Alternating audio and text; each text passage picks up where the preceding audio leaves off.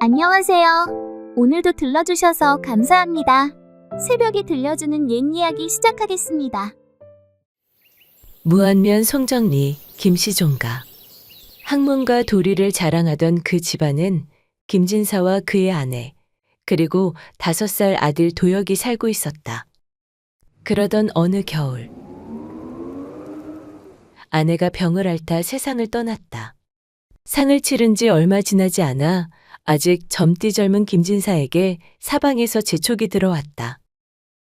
진사나리, 아이가 너무 어립니다. 새어미를 들이셔야지요.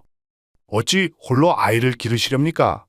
그래서 말인데, 저 아래 마을에 가난하나 곱고 단정한 처자가 있다더이다. 그리하여 김진사는 혼례를 올렸다. 새 아내의 이름은 연심. 손끝이 야무지고 말수가 적은 여인이었다. 하지만 어린 도혁은 연심을 향해 두 눈을 부릅뜨고 말했다. 저 여인, 제 어미 아니옵니다. 어찌 제 어머니인 양 행세하시나이까? 연심이 조심스레 입을 열었다. 도련님, 제가 친어미는 아니어도 실사옵니다. 제게 말씀도 걸지 마시옵소서. 제 어머니는 이미 저세상 분이시옵니다. 어린 도혁은 고집이 셌고 새어미 연심에게는 날선말로 상처 주기를 서슴지 않았다. 그런 도혁의 모진 말에도 연심은 누구보다 정성스레 그 아이를 돌보았다. 도혁이 알아누웠던 겨울, 밤새 이마를 짚으며 기도를 올렸다. 이 아이만 낫게 해주신다면 저의 팔 한 짝 기꺼이 드리겠습니다. 아이가 책상 앞에 앉아 글을 외우면 연심은 그 곁에 조용히 앉아 손바느질을 하며 말했다. 도련님, 다 외우거든 소리내어 읽어보소서. 어미는 글은 몰라도 도련님 목소리는 듣고 싶소이다. 도혁이 추워서 칭얼대면 연심은 아이를 업고 부엌으로 가 아궁이 옆 따뜻한 자리에 잠시 앉았다. 아이의 손도 그 품 안도 데워진 다음에야 다시 방 안에 내려놓곤 했다. 허나 연심의 그런 정성에도 불구하고 도혁은 터무니없는 고집을 부리며 연심을 애써 괴롭히려 들었다. 미나리 남을 늘 어머니가 해주셨단 말이에요. 그걸 왜 못하냐고요. 아니, 해주기 싫은 거겠지. 한겨울 장터엔 눈바람만 휘몰아치고 상인들조차 몇 없었다. 그나마 남은 이들도 말을 꺼내는 연심을 보며 혀를 찼다. 미나리라, 겨울엔 씨도 없어요. 봄까지 기다리셔야지. 그 말에 연심은 인근 고을 장터까지 발이 부르트도록 돌아다녔다. 그리고 마침내 눈 속에 덜 마른 미나리 몇 부리를 파는 노파를 만났다. 이거야, 장아찌 담그려던 거지. 별 맛도 없을 텐데.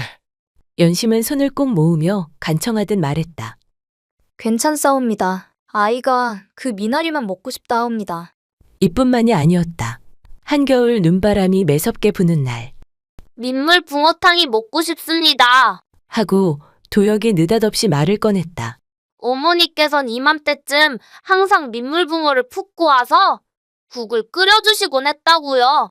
지금은 그리운 그 맛을 다시 볼 수 없겠지요. 연심이 조심스레 말했다.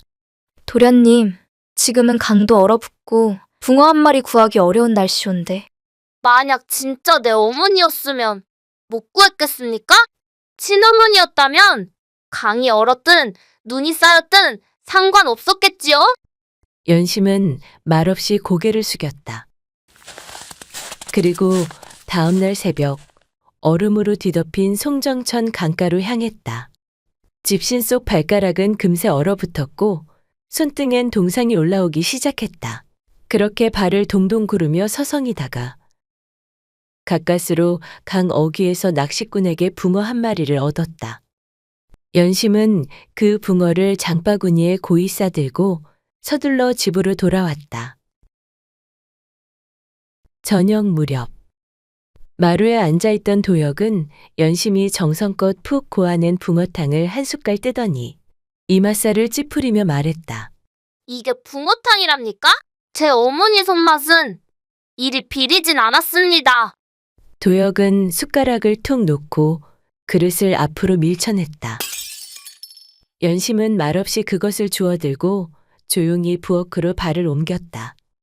등을 돌린 채 조심스레 소매 끝으로 눈가를 훔쳤다. 그리곤 입술을 깨물며 속으로 혼잣말처럼 중얼거렸다. 이게 어미 노릇이라면 난 아직도 모자라구나. 마침 부엌 문틈으로 들여다보던 하녀 옥분과 정순이 그 모습을 보고 수군거렸다. 아무리 도련님이 아직 어리시다 하나 어찌 그리 마님께 모진 말을 하실까? 참 너무하셔. 연신 마님은 뼈에 살을 바르는 줄도 모르고 도련님만 보신다니까? 그러게 말이야. 친자식도 아닌데 어찌 그리 정성을 다하시나 몰라. 연심은 그렇게 어미 아닌 어미가 되어갔다. 그렇게 몇 해가 흘렀다. 겨울이 끝나갈 무렵 연심은 조심스레 마루에 앉아있던 도역을 바라보며 입을 열었다. 도혁아, 너에게 동생이 생겼단다. 방 안 가득 울려 퍼지는 갓난아이의 울음소리. 작고 붉은 사내아이는 눈을 꼭 감은 채 가쁜 숨을 몰아쉬었고 그 조그마한 손은 연심의 손가락을 꼭 쥐고 있었다. 그 모습을 바라보던 도역의 눈빛이 서서히 식어갔다. 이젠 저는 그저 곁다리 아이겠지요. 어디 뱃속에서 낳은 자식과 제가 같겠습니까? 연심은 놀란 눈으로 고개를 저었다. 무슨 소리를 하느냐. 넌 언제까지나 내 아들이지. 도역은 작게 웃으며 말했다. 그러나 그 웃음엔 살기가 섞여 있었다. 됐습니다. 저도 다 압니다. 저 아이만 없었으면 어머니는 예전처럼 저만 바라보셨을 텐데 말입니다. 그녀는 아들의 손을 잡고 말했다. 너도 내 아들이고 저 아이도 내 아들이다. 이 어미는 어느 쪽도 덜 사랑하거나 더 사랑하는 법은 없으니 걱정 말거라. 응? 하지만 시간이 흐를수록 도역의 마음속엔 원망이 서서히 커져갔다. 아버지 김진사는 늘 엄한 분이었다. 도역이 글을 외우다 한 글자라도 틀리면 그따위로 할 거면 붓을 내려놔라. 하며 매서운 눈길로 꾸짖곤 했다. 그런 아버지가 어느 날 마당에서 갓난 동생을 품에 안고 환히 웃고 있었다. 아이가 수염을 잡고 옹알대자 김진사는 뺨을 비비고 웃음을 터뜨렸다. 문 안에서 그 모습을 지켜보던 도역의 눈빛이 서서히 어두워졌다. 그날 밤 도역은 책을 들고 안방으로 들어갔다. 아버지, 글귀 하나 외웠습니다. 들어보시겠습니까? 김진사는 아기를 재우고 있던 손을 멈추지 않은 채 말했다. 지금은 조용히 하거라. 동생이 겨우 잠들었다. 도역은 말없이 고개를 숙이고 방을 나섰다. 그날 밤 그는 처음으로 이불 속에서 이를 악물었다. 어느 날 연심이 마루에서 동생 정혁이의 옷을 꿰매고 있자 도역이 다가와 바느질 상자를 발로 걷어차며 말했다. 이 집엔 저는 없고 동생만 있죠? 그깟 자식 하나 태어났다고? 이젠 온 집안이 그 아이만 보는 겁니까? 연심은 놀라 도역을 바라보며 말했다. 이 어미는 그런 적이... 어미요? 전 언제부터 어머니가 있었습니까? 그때 인기척도 없이 다가온 김진사가 호통을 쳤다. 이놈, 어미한테 무슨 버르장머리 없는 소리냐? 어미를 어미라 부르지 않겠다? 그런 입으로 벼슬을 논한다면 그건 거짓말 외우는 놈이지. 도역은 결국 허리를 굽히고 회초리를 맞았다. 몇 대의 매가 지나간 뒤 김진사는 마지막으로 말했다. 너는 아직 사람을 모른다. 네 어미는 피가 달라도 너를 위해 살고 있는 분이다. 도역은 부르르 떨리는 입술을 깨문 채 붉게 상기된 얼굴로 연심과 아기를 노려보았다. 쟤만 사라지면 다시 나만 바라보실 거야. 그렇게 시간이 흘러 도역이 12살이 되었고 동생 정혁은 5살이 되었다. 화창한 어느 아침, 도역은 평소와 달리 단정하게 옷을 입고 연심 앞에 나섰다. 어머니, 정혁이 데리고 장에 다녀와도 괜찮을까요? 심심하다고 해서 사람 구경 좀 시켜주려고요. 연심은 놀란 듯 순간 눈을 크게 떴다. 도역의 뜻밖의 말에 잠시 망설이던 그녀는 이내 고개를 끄덕였다. 장애? 그래, 다녀오너라. 호격길에서 울거든 꼭 안아주고. 무슨 일이 있어도 손은 꼭 잡고 다녀야 한다. 예, 염려 마십시오. 도역은 동생 정혁의 손을 잡고 대문을 나섰다. 그 모습을 바라보던 연심의 입가에 처음으로 잔잔한 미소가 번졌다.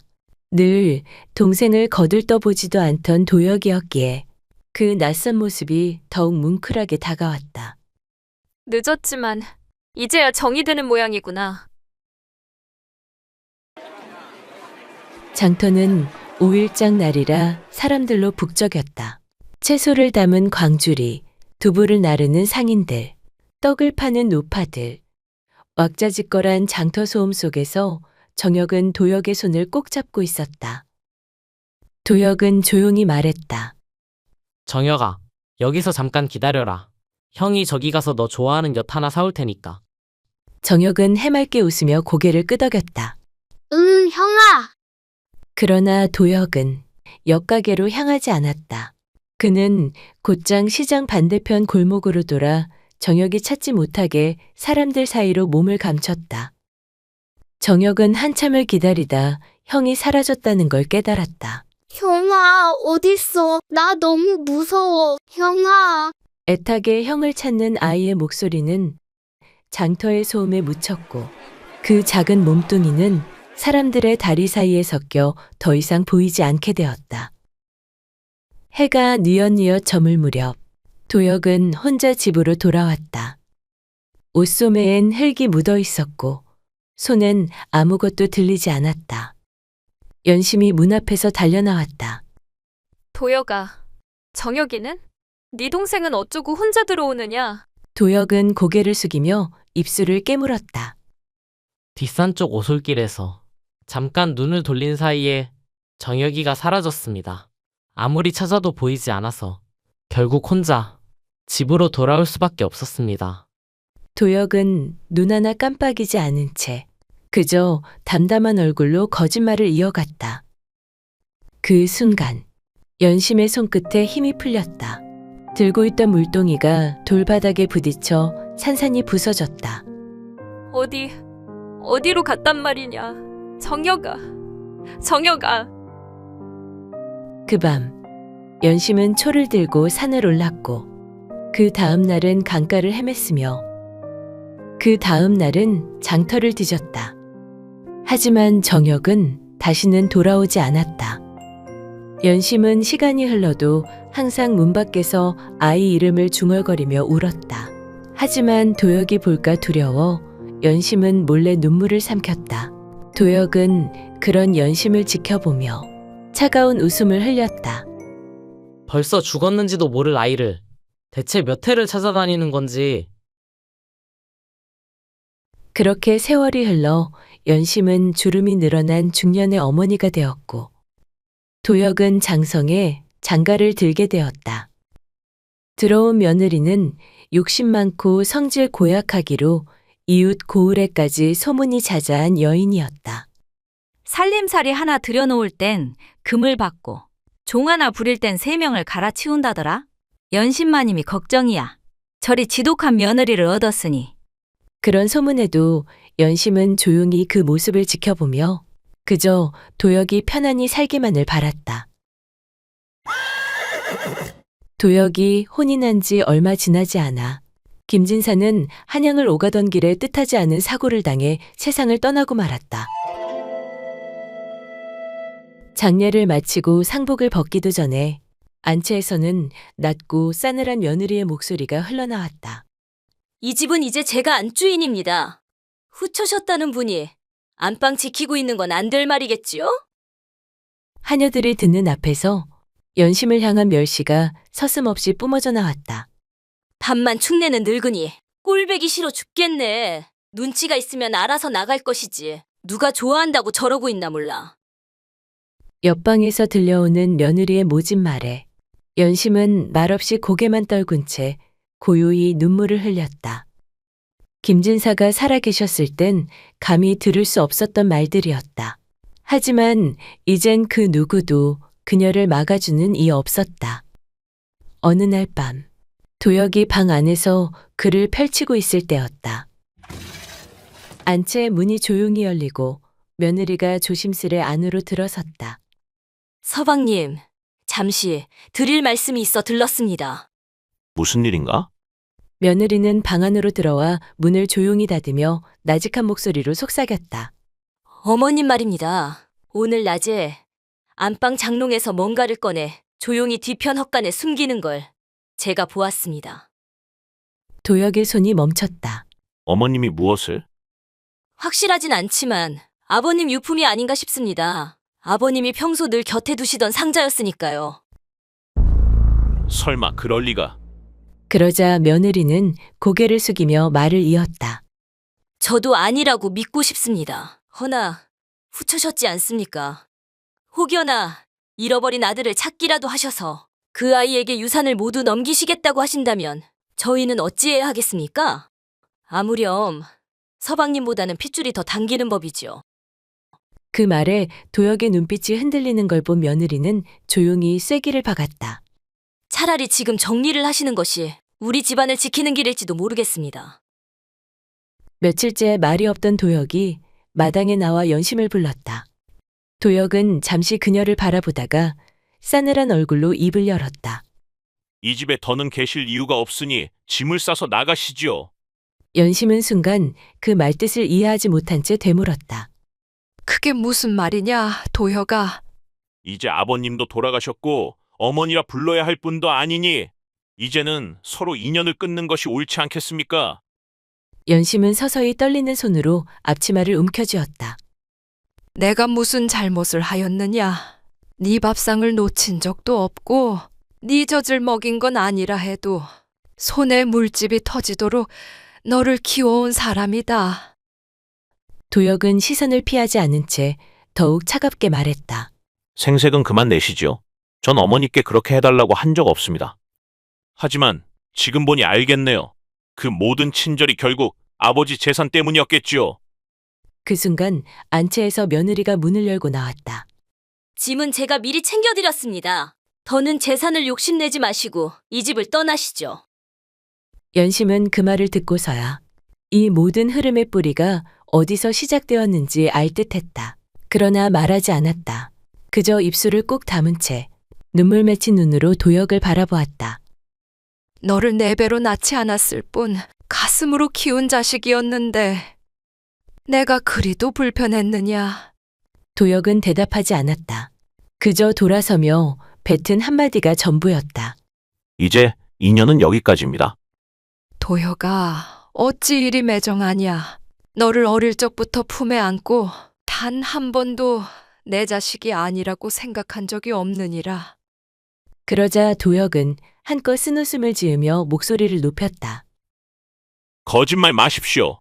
당신 아들, 그 잘난 정혁이 생각에 매일같이 문 밖에서 울던 걸 제가 모를 줄 알았습니까? 그는 목소리를 떨며 이어 말했다. 속으로는 절 원망하셨겠지요. 자기 아들 잃어버린 그날 그 옆에 있던 놈이 저였으니까. 연심은 그 자리에 서서 말없이 고개를 저으며 눈물을 흘렸다. 이제 어머님 갈 길 가십시오. 저는 이제 어머님 필요 없습니다. 도혁은 고개를 돌려버렸다. 하얀 눈이 퍼붓는 겨울. 연심은 작은 보퉁이 하나 들고 길없는 눈길을 하염없이 걸었다.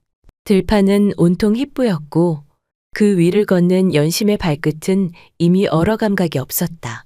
집을 등진 지 사흘째. 배고픔도 추위도 더 이상 참을 기력이 남지 않았다.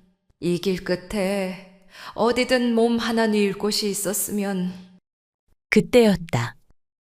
외진 언덕 너머로 연기 한 줄 피어오르는 초가주막이 보였다. 문을 밀고 들어서자 허름한 주막 안에는 구수한 국물 냄새가 풍겼다. 연심은 기침을 한번 삼키고 나무 평상에 조심스레 앉았다. 곧이어 인상 좋은 주모가 다가왔다. 손끝이 다 얼었소이다. 고갯마루라도 넘다 오신 게지요? 장정도 나가 떨어질 추인데 여인네 혼자 어딜 그리? 연심은 대답 대신 떨리는 손으로 치맛자락을 움켜쥐며 말했다. 혹시 국밥 한 그릇 덜어주실 수 있겠습니까? 돈은 다음에 꼭. 주모는 말없이 고개를 끄덕였다. 잠시 뒤 김이 모락모락 나는 국밥 한 그릇이 연심의 앞에 놓였다. 속을 좀 데우시고 말은 그 다음에 하셔도 돼요. 연심은 조심스럽게 숟가락을 들어 한술 떠 입에 넣었다. 뜨끈한 국물이 목을 타고 넘어가자 눈물이 왈칵 쏟아졌다. 잠시 후 주모는 조용히 그녀 옆에 앉으며 말을 건넸다. 보아하니 무슨 사정이 있는 듯한데 혹시 지아비가 내치신 겁니까? 연심은 고개를 조용히 저으며 떨리는 목소리로 대답했다. 아니옵니다. 지아비는 진즉 세상 떠났고 제가 손수 키운 자식에게서 이젠 필요 없다. 그 말 한마디를 듣고 나왔사옵니다. 주모는 말없이 그녀를 바라보더니 천천히 손을 내밀었다. 이 집은 크진 않지만 밥 지을 손 하나만 더 있어도 든든한 집이요. 갈 곳이 없으시다면 여기 머무시오. 연심은 말없이 고개를 끄덕였다. 감사하옵니다. 뭐라도 시켜만 주시면 다 하겠습니다. 주막에 머문 지 달포쯤 되었을 무렵 연심은 자주 들르는 손님 하나를 눈여겨보기 시작했다. 수더분한 나무꾼이었다. 등에 짐을 지고 오다가 꼭 점심때쯤 국밥 한 그릇을 먹고 갔다. 예의도 바르고 말투도 곱고 고된 몸을 이끌고도 사람을 밝게 보는 총각이었다.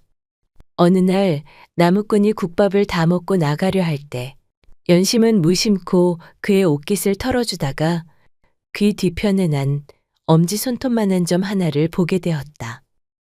그 순간 가슴 한쪽이 철렁 내려앉았다.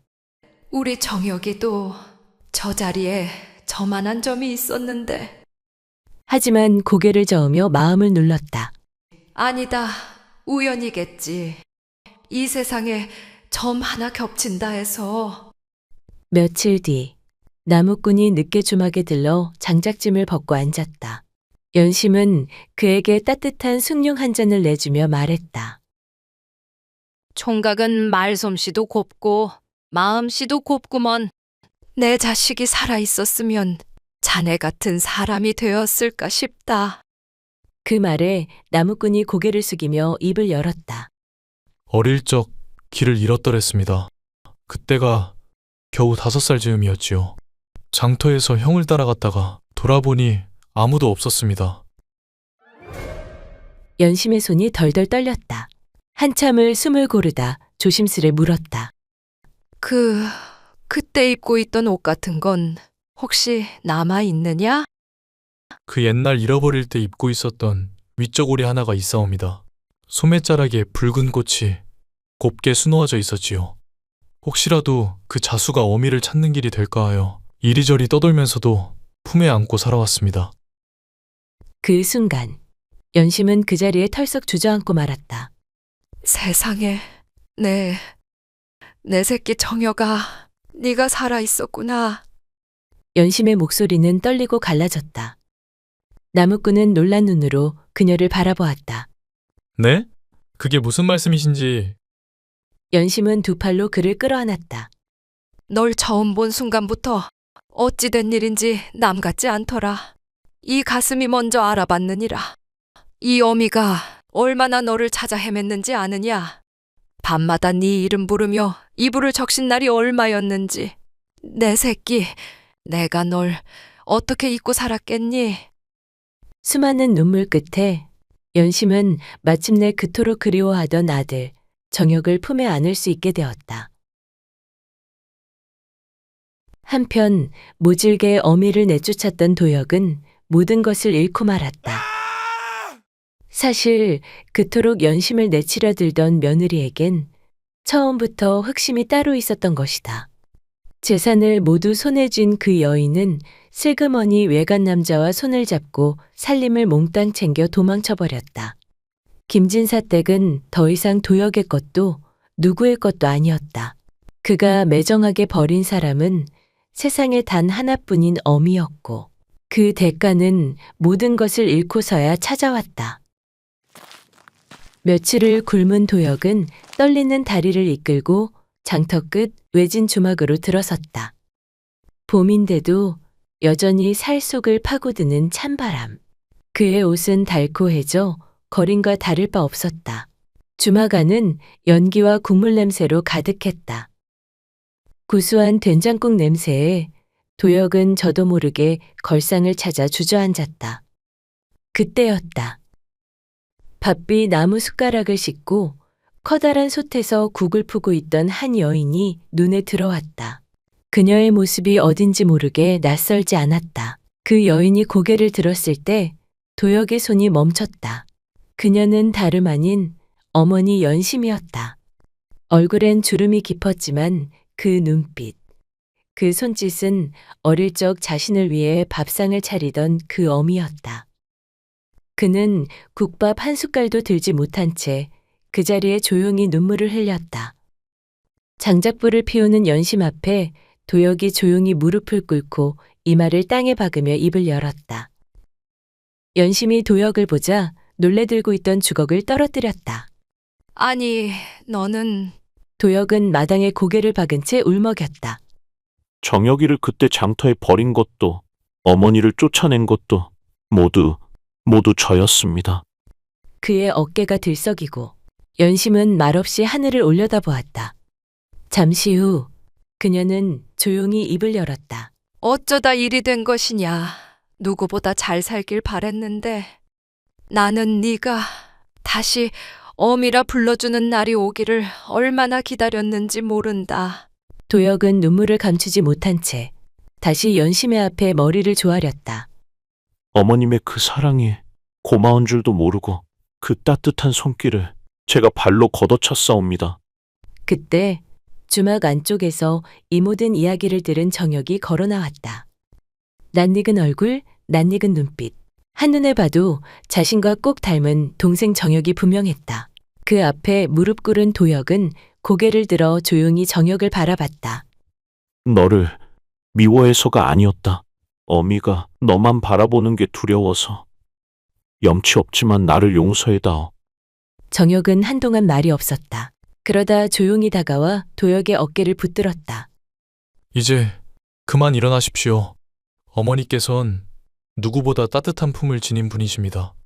이렇게 다시 만난 것만 해도 다행이지요. 도혁은 더는 말을 잇지 못한 채 어깨를 들썩이며 울었다. 그날 저녁, 세 사람은 나란히 앉아 조용히 국밥 한 그릇을 나누어 먹었다.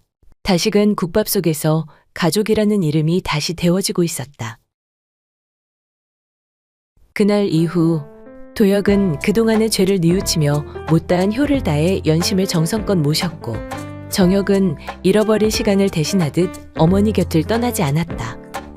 비록 상처 많은 세월이었으나 세 사람은 마침내 같은 밥상에 둘러앉아 가족이라는 이름으로 다시 살아갔다.